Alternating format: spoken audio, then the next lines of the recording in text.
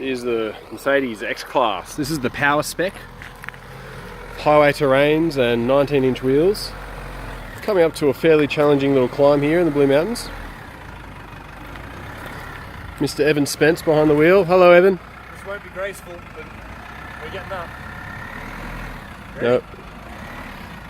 Yeah, just check I'll check your clearance on the front here, mate. You're pretty good. Yeah, you're right. The traction control there. His tyres aren't the grippiest off-road, but you know what? They've done alright there. Up she goes.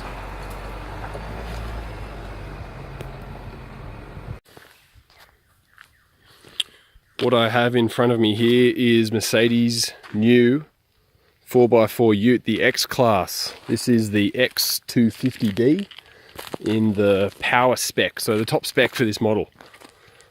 It's based on the Navara, but been reworked by Mercedes quite a bit, and we've taken it out today to see what it's really made of, I suppose. So let's go through some of the important points. Number one, on this spec vehicle, these wheels and tyres. That's a 19-inch wheel with a Bridgestone highway terrain. You can see the tread pattern there. This is very, very much a road-going tyre. It's done pretty well off-road today. We've aired it down to about 18 psi, and it's managed to scrabble and climb, not as well as some other cars, but it does do the job.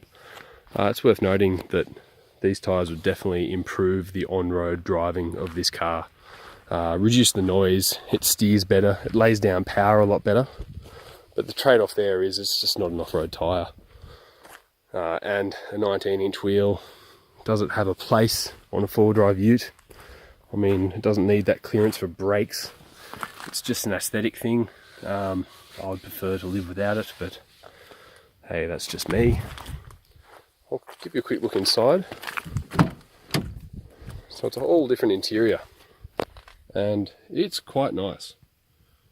A lot of technology. It's got autonomous braking. It's got lane departure warning. It's got this fancy little thing here which controls this screen up here. It's a really nice car. The seats are quite good. It's a very nice car to be on road in and spend a lot of time in. I think where Mercedes have spent a lot of their time is improving the refinement of this car, and it definitely pays off.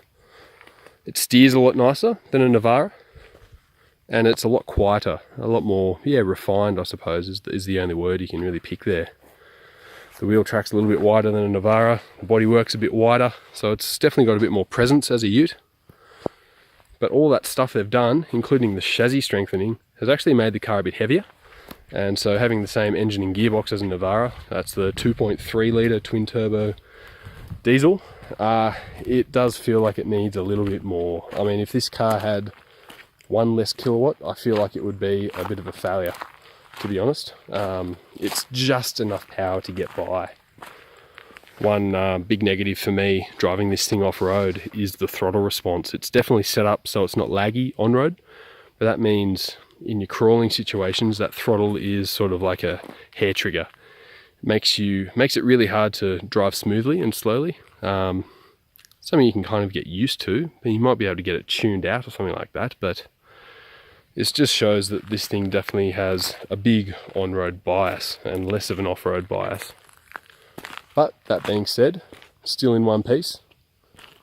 Bottomed out a little bit earlier today where a Hilux didn't. Definitely hasn't got the clearance of some other vehicles, but it's still a solid off-road vehicle. Decent traction control, locking rear diff, that sort of thing. I mean, different wheels and tyres would be a different story, definitely. You have to let us guys know what you think. Obviously, it's one main reason why folks will buy this automobile. Even though it is largely based on a Navara, it is a different vehicle and it drives a lot differently, so you can't write it off too hard. But that being said, it probably doesn't hit the nail on the head either. I'll be waiting for the V6 to really do that, I think.